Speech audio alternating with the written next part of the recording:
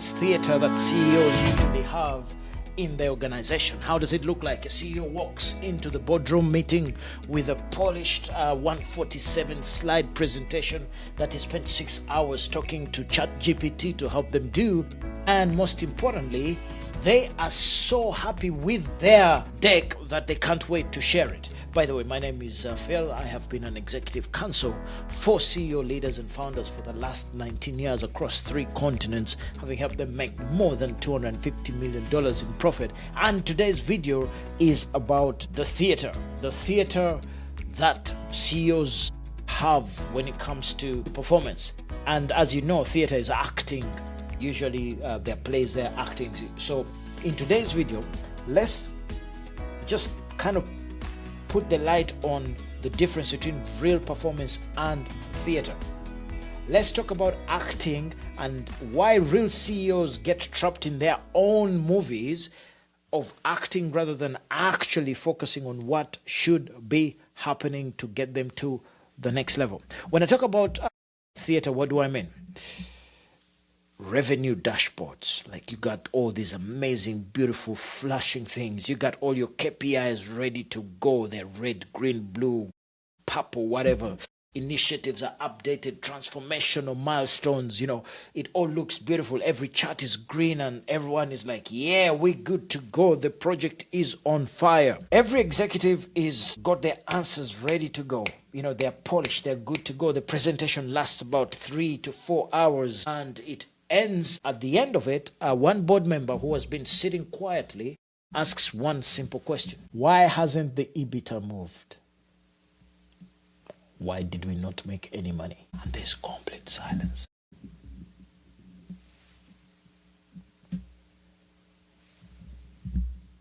That's right. You have been telling us all these amazing things. That simple question kills the room completely. And why is that? Why does that simple question kill the room? It's simple. Because many leadership teams focus on those things that are not really important to getting stuff done. They slowly drift into that performance theater of talking about stuff rather than doing stuff. You know, the appearance of execution without the substance of execution. I like that line. The appearance of execution rather than the substance of execution. They're great at telling us, hey, we have all these tools going on, but the results give a different picture. And do not misinterpret this. Sometimes the appearance of execution without substance happens to us without knowing. Many companies, many leadership teams drift into this space not knowing that this is what they're doing or this is what has happened. When I walk into organizations for an intervention, the first thing I watch out is where is theater, where is intention to execute, and where is real execution.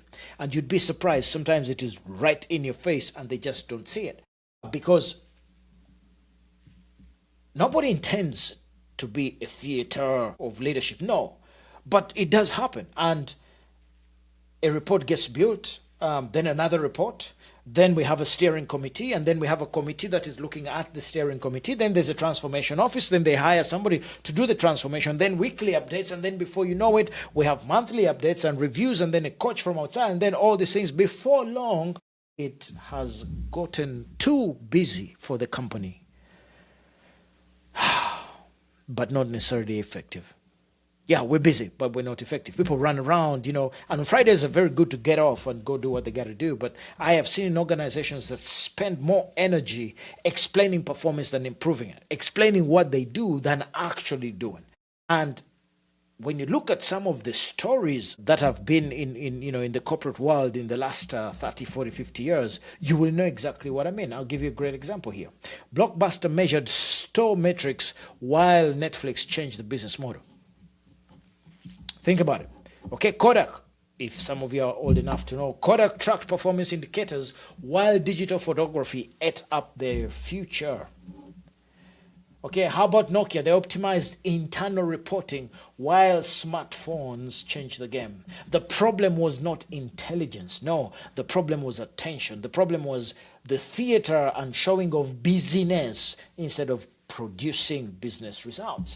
They became obsessed with reporting reality instead of changing reality, instead of being in the seat of actually foreseeing what's going on and doing whatever is required. So what if you, as a leader, as a CEO, as a founder, what if your executive team actually spent half the time, what if they spent half the time they use for building decks to actually removing friction, to actually going to where the red lines or the bottlenecks are and getting rid of them, rather than sitting and talking to ChatGPT to bring up great text? Because the decisions that you make as a leader right now to remove those friction points is exactly what is going to help you to get out of the performance theater into the theater of execution, and most importantly, the theater of results. And that is where you belong, because that is the job you've taken, but most importantly, that is the opportunity you've been given to do what you ought to do. Because if you think about it, business investors don't buy presentations. No, not anymore. Customers don't buy dashboards.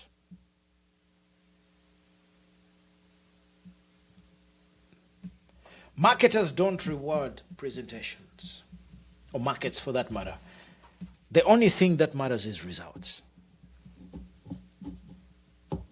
And in today's environment, patience for performance theater is disappearing. 24/7.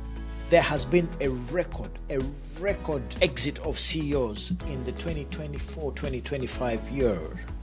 Record numbers, okay? And the reason why is because some of them are still not understanding how fast business is moving, how fast things are changing, how important it is to have a culture that is aligned with great people and great innovation with big goals that move much quicker, much faster. Now, if you're in that position where you feel like, you know what, I feel that, you know what, maybe we perform a little bit more than we do, take a step back and ask yourself some questions. And if you do want some outside counsel, get a coach or give us a call and get your executive briefing, because sometimes you need somebody to come from outside to smell your BS so that you can be told the truth. But most importantly, you and your team can be guided to do the right thing going forward. If this rings a bell to you, if this touches and makes sense in a way that you know that, yeah, you know what, I feel you're telling me the truth, then there's a link below here. Get the executive briefing. Let's have a call. And as we do that, I'm certain that we'll be able to not just come up with great ideas, but we'll be able to start building an amazing organization with great people, great culture, and amazing products. Most important, as we do that, let us bring some people together with us on the way to the top. Because as we do that again, we'll make this world a better place. Because you became the leader that you ought to be. Till next time.